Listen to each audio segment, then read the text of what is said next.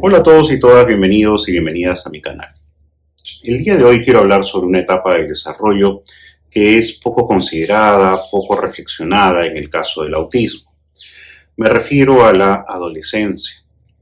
Todos sabemos, y basta una revisión sobre el material existente, que para la infancia autista tenemos mapeado mucho material, tanto escrito, gráfico, fílmico. Hay una serie de consideraciones sobre las características tempranas, sobre los modelos de intervención, sobre la manera como adecuar los entornos, sobre la educación, etcétera, etcétera. Sobre la vida adulta, si bien no tenemos tanto material, y como hemos dicho en otros lados, a veces pareciera que existiese la idea de que el autismo termina cuando termina el colegio y que hay poco sobre la vida adulta y que para el adulto, digamos, no hay ni los apoyos, ni la perspectiva de vida, ni futuro que se puede plantear cuando se plantea lo que hay que hacer en el caso de la infancia autista, menos ponemos el énfasis sobre la adolescencia. Últimamente, en los últimos años, se habla más de la vida adulta autista, ya que hay una serie de estudiosos, investigadores autistas, activistas autistas adultos, que salen a hablar en primera persona. Y cada vez hay más conciencia de que hemos sido negligentes con la población adulta autista y cada vez más autistas reciben su diagnóstico en la etapa adulta. Entonces, de alguna manera, hay cierta reparación que empieza a darse al respecto. Algo se está empezando a hacer y algo ha cambiado. Pero respecto de la adolescencia, hay un gran signo de interrogación. La adolescencia empieza, si se quiere, y si uno sigue, digamos, algún tipo de tratados al respecto, empieza de una manera temprana entre los 10 y los 13 años. Entre los 14 y 16 años se da lo que se llama la adolescencia media. Y entre los 17 y 19, incluidos los 21, según algunos autores, se da la adolescencia tardía.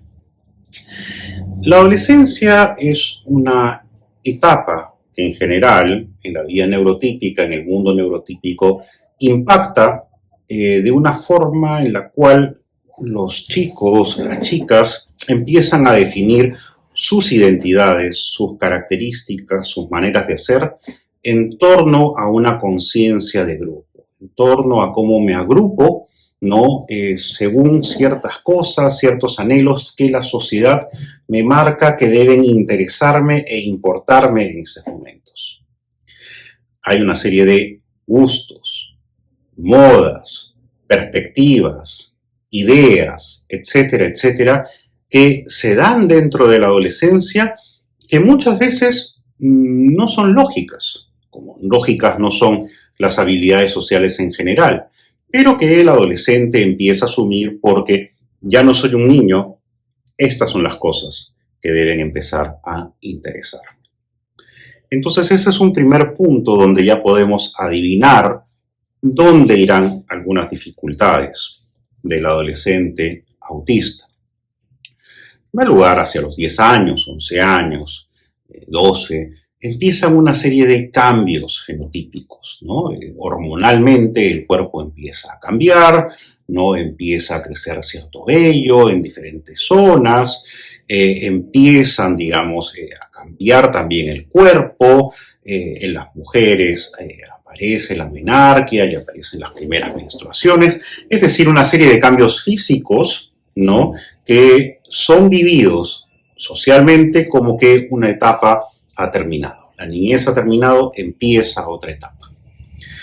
Para el adolescente autista que tiene un tipo de pensamiento, de procesamiento monotrópico, es decir, que van profundamente a los detalles y que necesitan mayor predictibilidad y que tienen más dificultades hacia los cambios.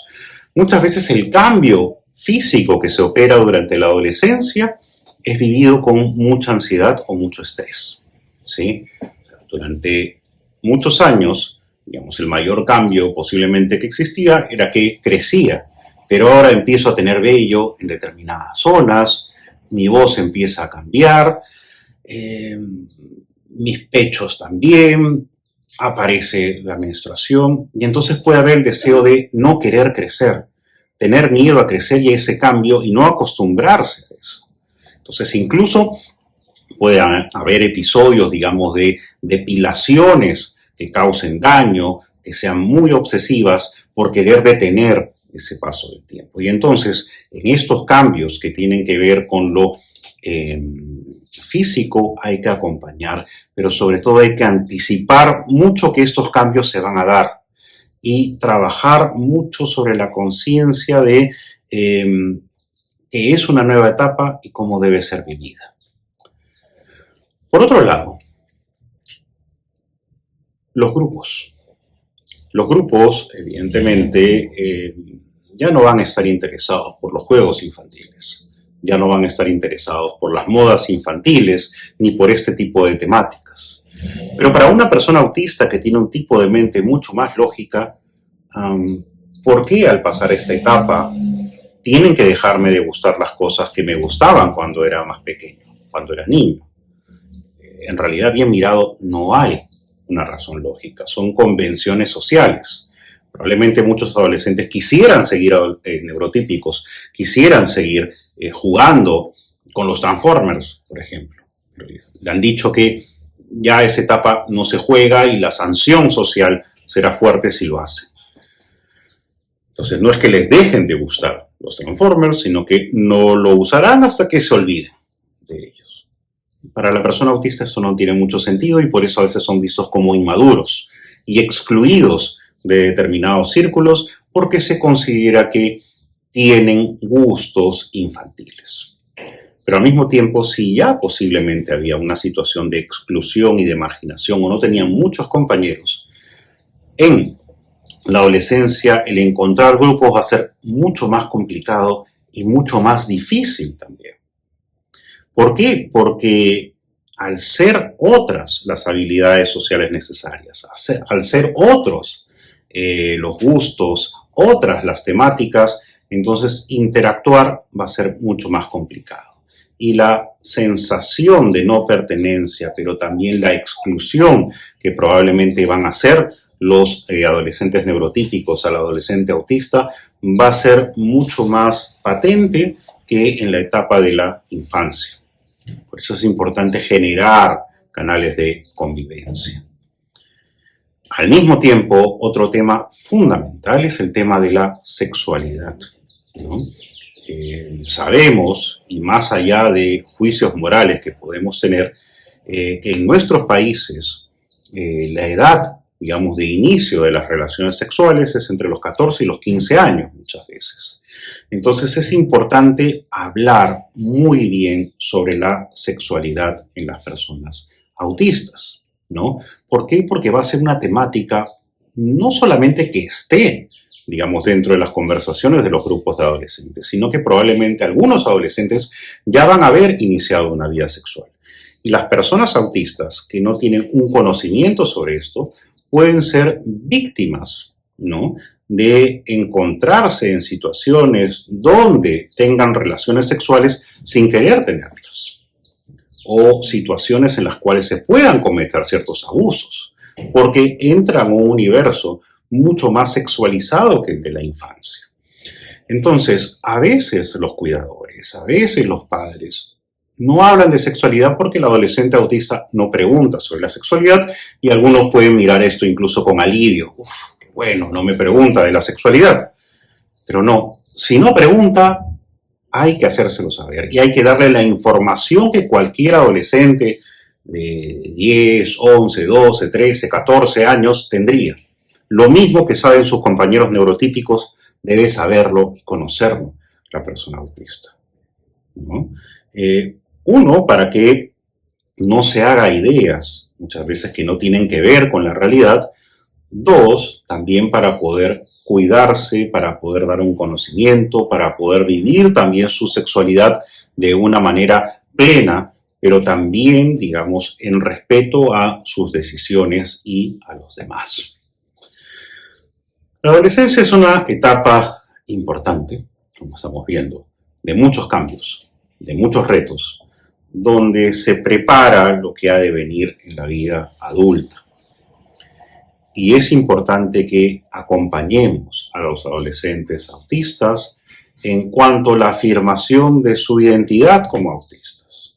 De que está bien que les sigan gustando ciertas cosas, que les gustaban, no tienen por qué renunciar a sus gustos de la infancia, pero probablemente en muchos grupos neurotípicos ya no sea un tema de conversación. No es que estén mal ellos, sino que como moneda de interacción ya no tiene tanto sentido.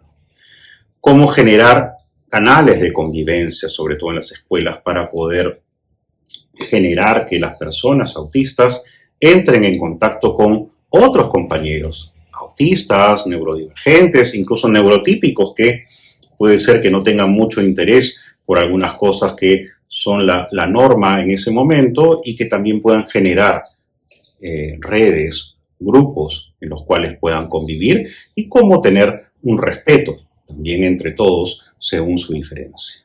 El tema de la sexualidad que tiene que ser trabajado, no solamente los cambios corporales que hay que anteceder, que van a llegar, y cómo asumirlos y cómo acompañar, sino de la sexualidad en cuanto a las relaciones sexuales, en cuanto al consentimiento, en cuanto al acoso, en cuanto al abuso. Todo eso tiene que ser trabajado.